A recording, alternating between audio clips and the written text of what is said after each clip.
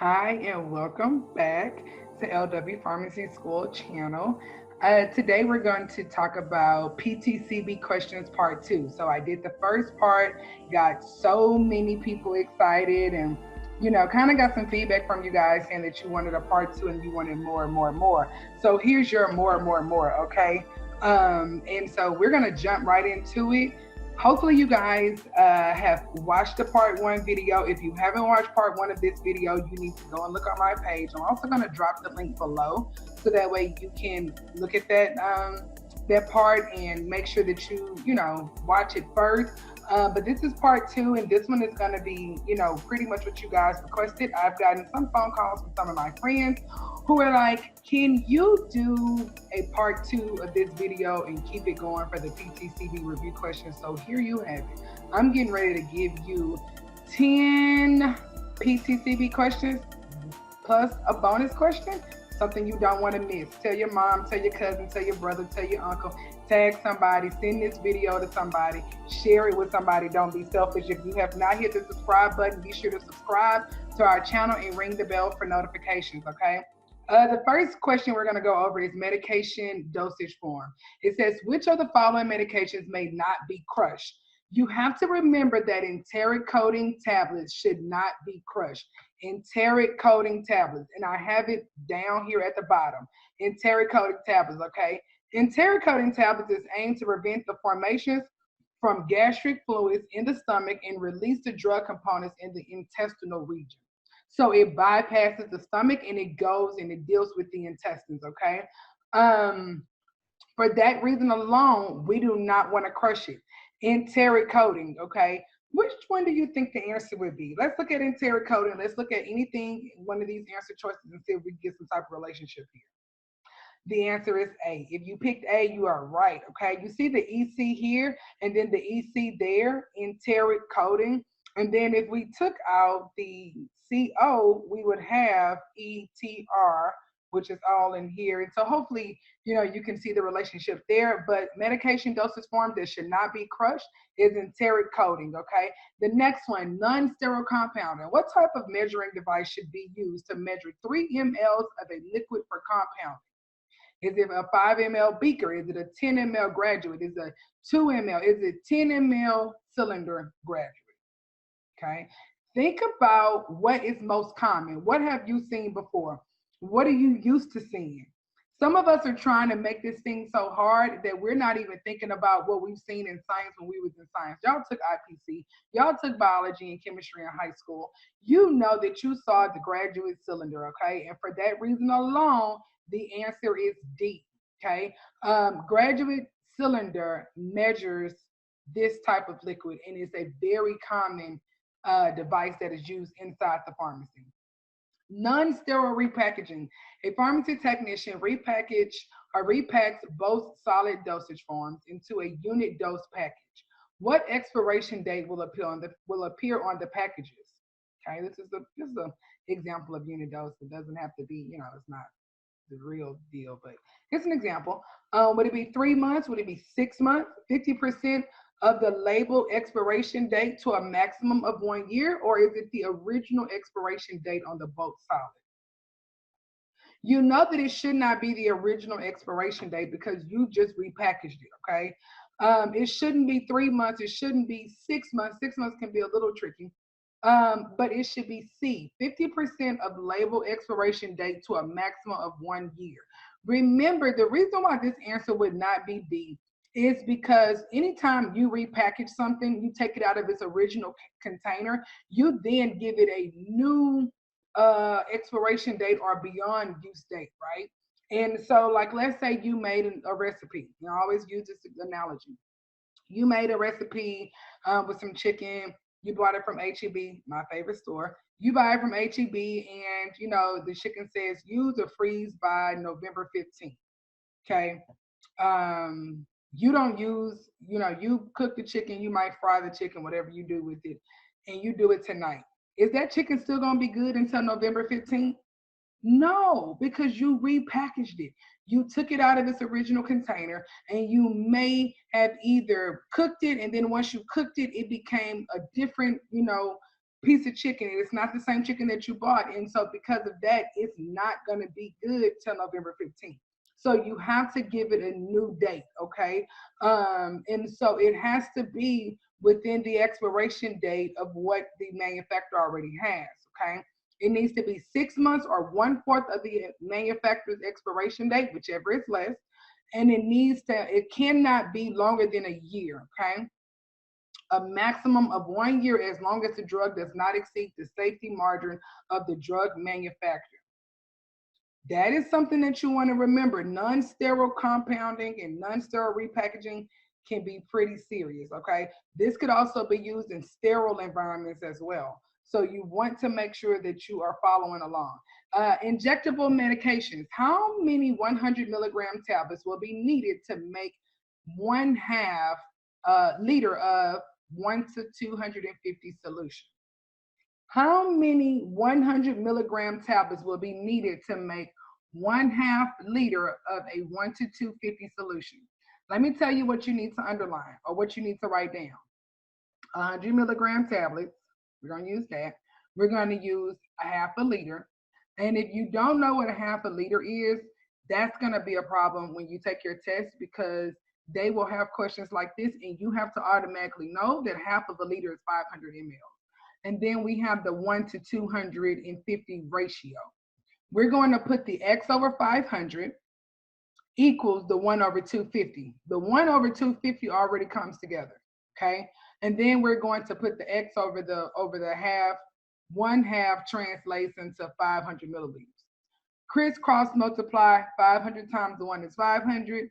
500 divided by 250 is 2.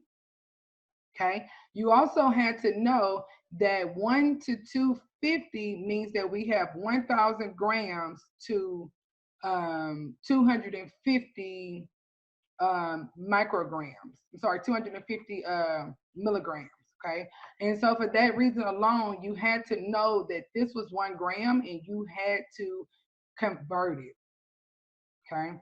Now, if you need some help with math, I'll help you with it. But unfortunately, I don't have a lot of time to kind of give you the basics and the fundamental knowledge of this. But if you need some help with math, give me a call, 903-295-5933, extension 101, X for Lindsay, and I'll be there for you. I don't mind helping you.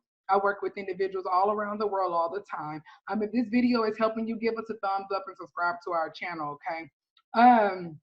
But back to it. You needed to know that this one was 1,000 grams. If you did not know that, that's going to throw you off. So we did 500 divided by 250, we got 2, okay? Then we did 1,000 grams, we got that from right here, divided by 100 milligrams, that's here. Because we need to convert from grams, we need to convert milligrams to grams, okay? So we divided, we got 10 grams. Then we multiplied the 10 by the 2, which is what we got here, and we got 20 tablets. The answer is C. If this is confusing for you, you need to give me a call. Hopefully you're staying along and paying attention with me. Docent instructions. A physician prescribes 375 milligrams by mouth twice a day. What is wrong with this script? Is it the drug strength? Is it the direction for use? Is it the route of drug administration or duration of therapy? I'm going to say D, because I see the drug strength here. I see the directions for use.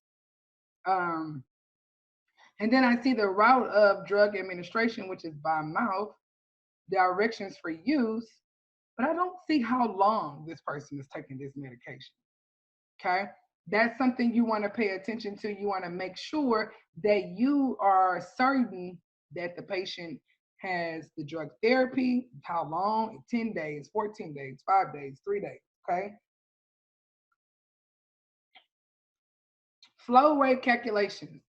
Determine the flow rate of an IV piggy bag containing 120 milliliters of gentamicin. If the solution is to be infused over a 1 hour period and the administration set is calibrated to deliver 10 drops per ml, okay? Again, determine the flow rate of an IV piggyback containing 120 milliliters of gentamicin. If the solution is to be infused over a 1 hour period and the administration is set to calibrate to deliver 10 drops per ml, how much or how many drops would we have per minute, right? So the first thing we're gonna do, we need 120 and we need 60. Where did we get 60 from, Lindsay? We got it from right here because 1 hour converts to 60 minutes, right?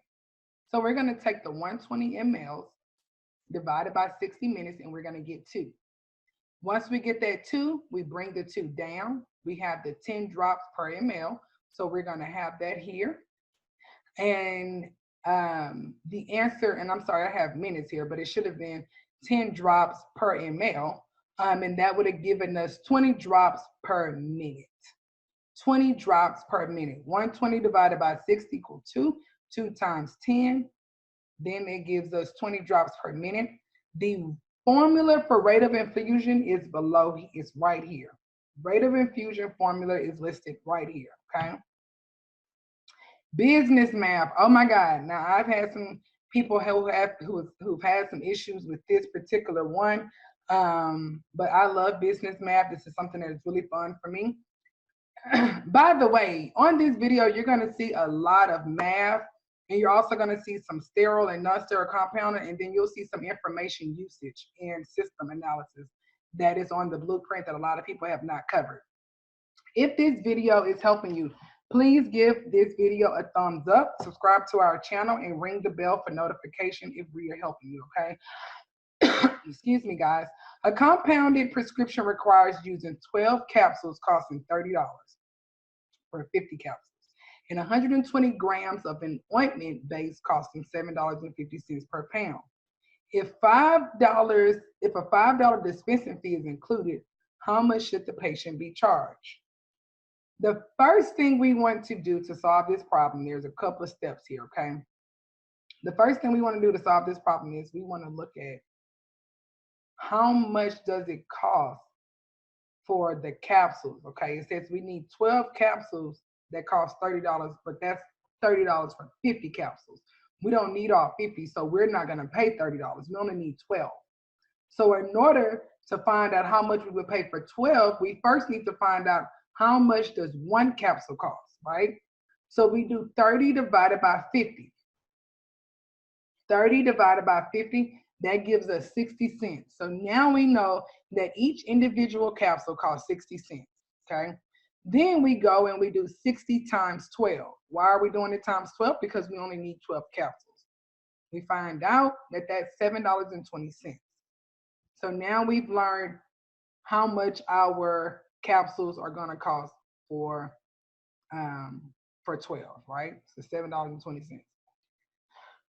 The next thing we need to find out is how much is the ointment. So the ointment costs $7.50 per pound, okay? Per pound, do you know what the grams are per pound? That 1 pound equals 454 grams. This is something you have to know in order to solve this problem. We only need to purchase 120. So again, we're gonna do the same thing. 750 divided by 454, right? Why are we doing it divided by 454? Because 1 pound equals 454 grams. 750 divided by 454 gives us 0.016. We bring that down and we multiply it by 120. Why are we doing it by 120? Because that's the original number that we need, right? That gives us $1.98. So now we're going to add 720, $1.98, plus the $5 dispensing fee, and that gives us $14.18. The answer would be D. If you did not know what pounds convert to in grams, you wouldn't have got this answer right. Again, you have to know these things. Call me if you need me. I'm here, friends. Information system usage and applications. The device that links computers via communication lines is called the device that links computer via communication lines is called the what? Transfer program, modem, disk drive, or RAM. Now, I put this out here because I got a call from a friend of ours who is not too far from where I am. They're located in Texas. And he said, I failed my test because they had some computer questions on there that I've never seen before, and I don't know what it is. And I think you should add that to your sessions. So I said, okay, Frank, this is good, good information, good feedback. Again, guys, if you call me or if you leave a comment and tell me what you would like to see in these sessions, I will include them.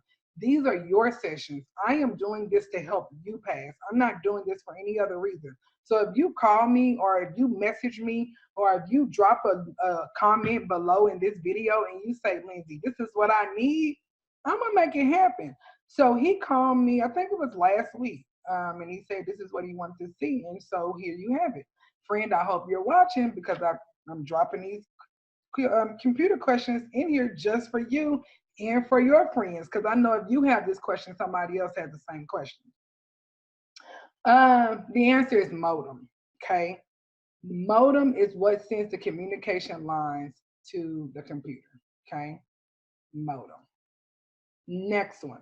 Information system uses and application. We're still here.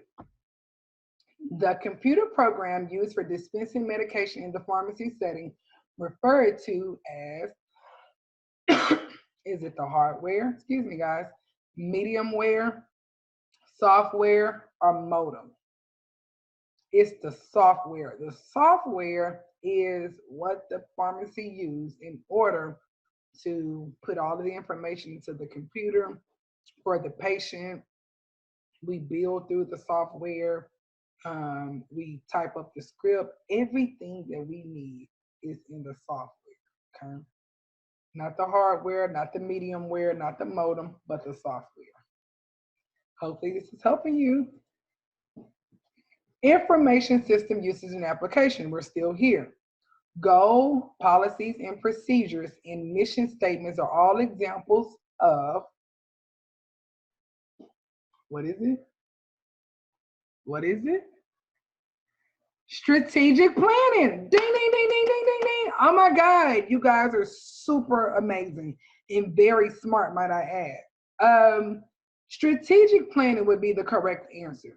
Goals, policies, procedures, and mission statements are all examples of strategic planning. It means that this organization has a strategy on how they're going to get the mission accomplished. Okay.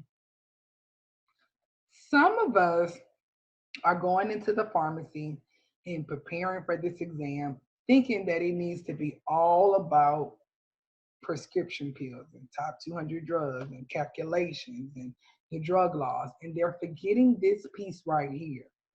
I did this to show you, not just because my friend asked for it, but I also did this because I need you to know that there are times where your common sense is going to need to step in and take over, and make sure that it runs for you. Because if you overthought this and you got this one wrong, it's not because you don't know it, it's because you're overthinking it and you're not allowing your common sense to speak for you. Remember, everything in your past and everything that you have done up until this point has prepared you for this moment. Trust yourself. You know what you are doing, okay? Trust it, okay? Here is the bonus question. Bonus question. Yes. Non-sterile compounding. Okay. This is for the win. This one is for the win. This one's for the World Series. This is for the World Champ. Okay. If you can get this, you are ready. When developing a policy and procedures for ensuring safety of a drug in a multi-dose vial, all the following should be considered except cost of medication, stability of medication, the presence of a suitable preservative, or all of the above. Excuse me, guys. I'm sorry. I've been battling with this little, I don't know what's going around, but something's going around and I've been coughing. And so, anywho, I'm so committed to you guys that even though I'm not 100%, I'm still here. That's how committed I am to you. So if I'm committed like that to you, then you know you got to be committed like that to your studies so you can pass this PTCB or EXCPT exam, get your certification, and keep it moving, and keep it walking, and keep it moving, right? Okay, so if I'm here for you, you got to be here for me. I hope you watching this. I hope you like, yeah, Lindsay, go girl, because you're doing this thing, okay? That's how I want you to do, because I'm over here feeling like that about you, like, oh my God, you're doing your thing, okay? Anywho, The answer to this one is going to be A, cost of medication. It doesn't matter about the cost of medication, but we want to make sure that the stability of the drug is there and that the preservatives are there that will keep the shelf life for this drug, right? If you pick all of the above, that's going to really throw you off, and that means you didn't read the questions, or if you did read the question, you didn't have a good understanding of what the author was trying to ask. A lot of us, when we see all of the above, we want to go with that answer choice because we feel like it's an all-inclusive package. This is not Sandals Resort. This is not Jamaica or the Bahamas. Everything is not all-inclusive, okay? You got to know what you're doing. And so the answer tonight would have been cost of medication, okay? 3 things I want to leave with you tonight. If you are getting ready to take your exam this upcoming week or this week or this month, right? I know that, this is pretty much like the first week of November.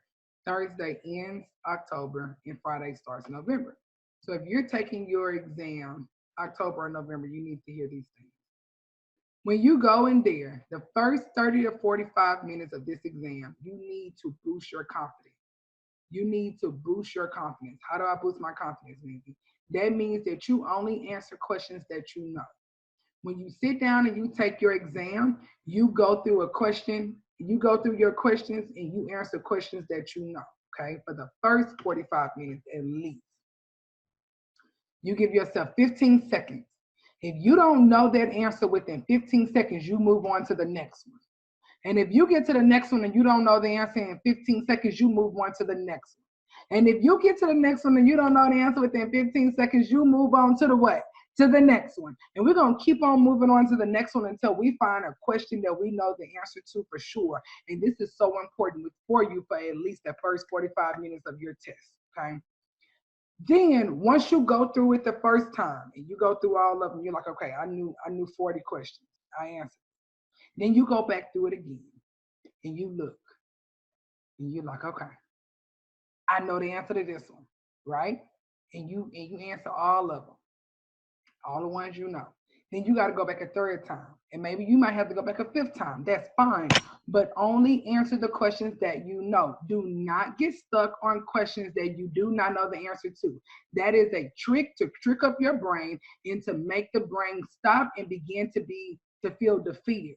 Once the brain begins to feel defeated, you will start spiraling in your chair. And you'll start looking around and looking at everybody else. And then you'll start thinking about the time. And then you'll start thinking about all the things that's going to go wrong when you fail this test. See, look, somebody said it. Don't do that. I'm telling you right now, do this for yourself. You're going to pass this exam, okay?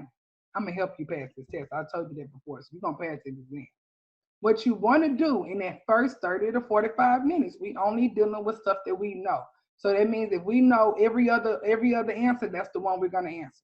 The second thing is, do not study before you take your exam. Because if you study right before you take your exam, you know what the brain is going to be thinking about? The material you studied before you took your exam. And you're going to be looking for everything to look like what you just studied. And you will forget everything else you've done. Don't cram the brain like that. Let the brain is a muscle. You do not cram it, okay? It's like a person who is trying to reserve the voice for singing. And the night before the big talent show, they go out and do karaoke with friends because they're in their mind, I want to see if my voice can hit the range. And then when it's really time to perform, they can't perform because they have wore out their vocal cords, right? They've worn them out. Well, you're doing the same thing. You're wearing out the muscle. So do not study right before. If you go and take your exam in the morning time, no studying. If you go and take your exam in the afternoon time, do not study right before. If you're taking it in the evening, do not study right before. I would really encourage you. If your exam is tomorrow at 9 a.m., then you need to cut off your studying time tonight at 9 p.m. Okay? That's what you need to do because you need to give the brain some time to breathe and to relax. Okay. Remember, you're introducing pharmacy into your life, and we want to introduce pharmacy in a happy, friendly, fun way. And we don't want to overwhelm the brain and make the brain recognize pharmacy as something negative, right? And ultimately, unconsciously, that's what you're doing when you're stressing out about this. Okay. The third thing I'm going to tell you before you take your exam is make sure that you eat something. Eat something that morning. Eat something that morning. I don't care what it is. Eat something right before you go and take your exam. You eat something. And when you get there to your exam, this is what I want you to do. You're gonna come in, you're gonna sit down, okay? You're gonna sit. Put your glasses on like this. Okay. You probably won't cough. I'm just, coughing. And before you touch the mouse or anything, you sit there and you gather your thoughts and you center yourself and you tell yourself, self, I came to pass this exam. I'm for real, y'all laughing. Don't laugh at me, I'm telling you. You tell yourself, you say, self, I came to pass this exam. Work with me and not against me. And you breathe in, breathe out. And then you get started. Center yourself. Don't just jump in that seat and start rambling and moving real quick, because then now again you moving fast, the brain's trying to catch up, you all over the place in your mind. I gotta hurry, I got 120 minutes, I gotta hurry up and do this. No, you do not. Time is on your side. Okay, so when you get there, boost your confidence. First 45 minutes, only answer questions that you know. Skip over anything you don't know. I don't care if you say, Lindsay, I only knew 5 questions that first 45 minutes. I don't care. Do only what you know. Second thing is you want to make sure that you do not study right before you take your exam, because the brain will only look for the material you just studied. The third thing is eat something that morning and center yourself when you get in that exam. Center yourself. Find your inner peace. Relax and have a self-prep conversation with yourself, okay? If this video has helped you tonight, if my channel have been helping you since day one, give us a thumbs up, subscribe to our channel, tell your cousin, tell your auntie, your uncle, your friend, your friend, your boyfriend, your girlfriend, that this is what you're doing. Lindsay is helping you with LW Pharmacy School, and we are holding it down in a major way, okay? I want you to know that at the end of the day, no matter what has happened, no matter what you feel like, no matter what somebody told you you couldn't do, you can do this thing. You've been doing this. You've been committed. You did it when they told you you couldn't do it. You did it when your job was on the line, right? And so now you're going to pass it. You didn't stumble up on this page by accident. This was all a part of the journey, all a part of the destiny, okay? I want you to continue to be the best version of you that you can possibly be, and I'm going to be right here cheering and rooting you on. Continue to study your work. Reach out to me if you need the help. 903-295-5933, extension 101. Ask for Lindsay, and I'm here to help you, okay? Central Standard Time, I'm open from 9 a.m. to 5 p.m. I would love to hear from you. Send me an email, info@lwpschool.com, info@lwpschool.com. I would love to hear your feedback. Drop a comment below and tell me if this video is helping you, if what we're doing is helping you, okay? You guys are the best. Continue to believe in yourself. Continue to keep yourself surrounded with peace and happiness. And I'm wishing you the very best. Until next time, have a good one. See you later. Bye.